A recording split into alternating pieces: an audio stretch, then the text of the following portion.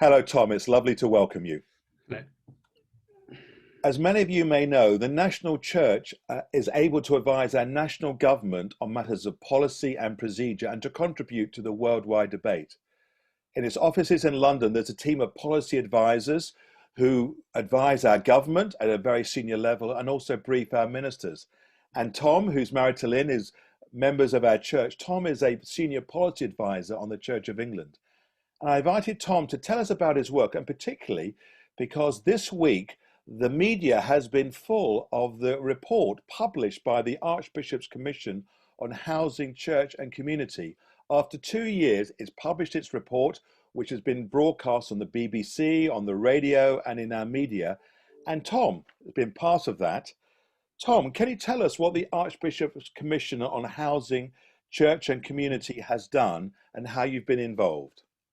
Yeah, so the commission was set up, as you say, nearly 2 years ago, and it was really looking at the housing crisis and what we can do to tackle the problem that we have. And by that, I mean the 8 million people or so who are living in unaffordable, overcrowded, unsuitable housing across the country.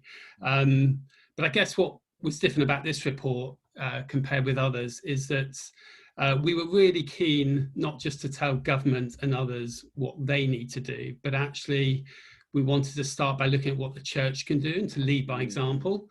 And of course, we own a lot of land, we own buildings, we have lots of people in communities across the country. And so we can be a real force for good in our communities. It was really about starting with what the church can do and using that as a platform to speak into the crisis that we have as a nation around housing. It's a very practical and pragmatic report, which is really connected with people. Can you tell us, why should the church care about housing?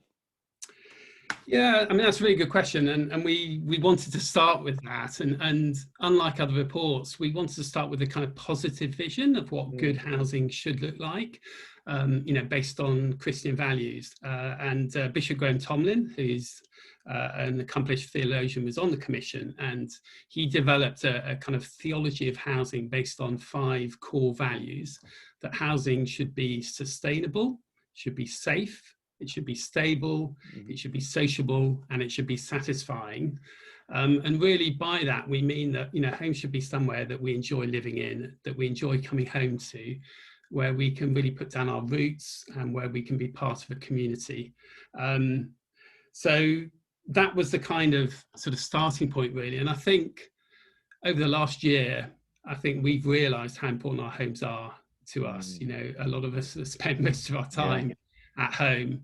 And so if housing matters to us so much, it clearly matters to God. And I guess most fundamentally, our homes are, if you like, a foretaste of our eternal home with God. And so it's really important that we have good homes and that everybody has that. And I suppose living in Ashtead, and I know I don't speak for everybody, but I'm lucky enough to own a nice house. Sometimes it's difficult to imagine what the housing crisis really looks like. A lot of the problems that we talk about in the report are hidden. Many of them are experienced, largely by the poorest households in the country. And so, part of the work was going around visiting people living in difficult housing conditions. And also my work, I volunteer for citizens advice one afternoon a week. So, I see some of these problems. It's things like people that cannot afford to pay the rent and meet other basic essentials. They're having to choose between paying the rent or paying the heating bill. It's people who are having to sleep on the sofa, or their children having to share a bed because they cannot afford a house that's big enough for them and their family. There was one woman who had to live without central heating for about 3 months because the landlord, for whatever reason, hadn't fixed the central heating for her, despite repeated requests. So there are lots of people living in really tough conditions. And I think as Christians, we kind of instinctively know that we are called to feed the hungry and house the homeless. But actually, surely we have a responsibility to care for those that are living in unsafe, unaffordable, insecure housing. surely that is part of our duty to make sure that everybody has access to a good home. And that's really what the commission was about. Thank you. And then the commission, which I said it worked for 2 years, it's also drawn in lots of people outside of the church and the faith community for its input and to be part of it, to mobilize change.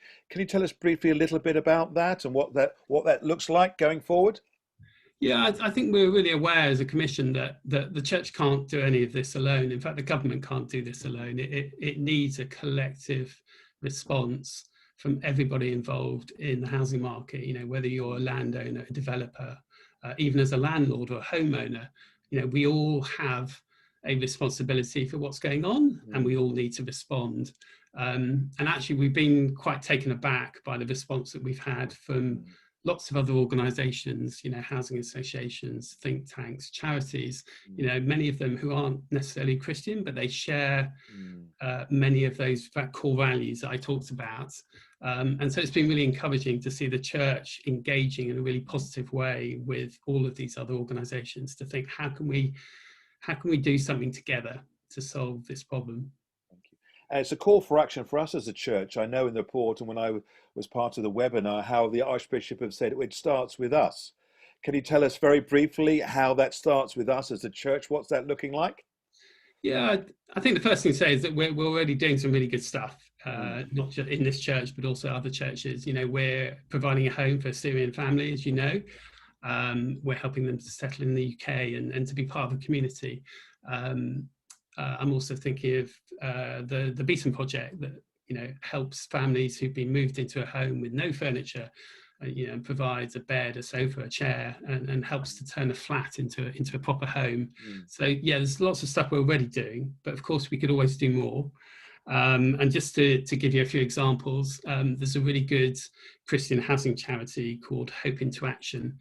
And what they do is they buy homes using money that's been invested by philanthropic Christians usually, and they partner with local churches to provide supported accommodation for people who've been homeless and are trying to get their lives back together again.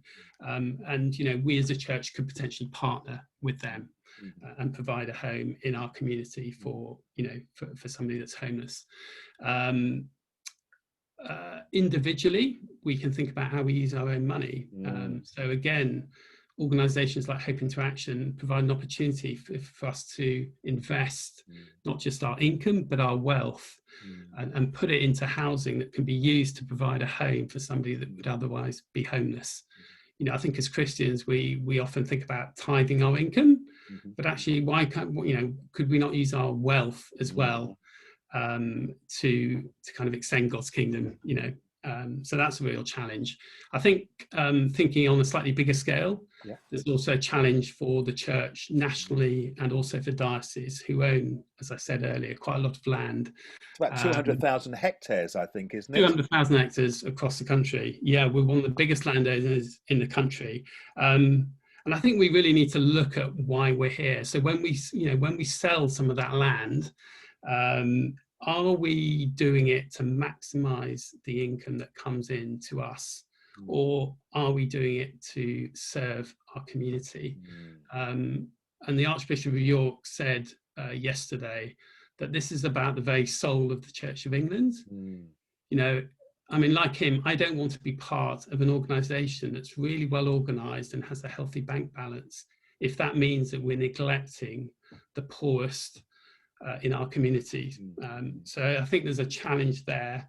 Many of you will know that I'm involved in something called the Leatherhead Community Hub, which has just put in a bid to the Guildford Diocese to lease an old Church of England school in North Leatherhead, and we want to turn it into a vibrant community centre to serve one of the poorest communities in our diocese.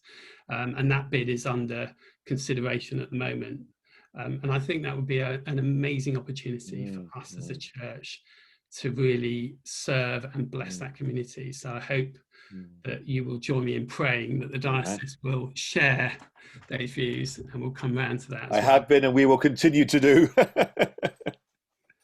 Lovely. Well, Tom, thank you for informing us. Thank you for encouraging us. And thank you for challenging us.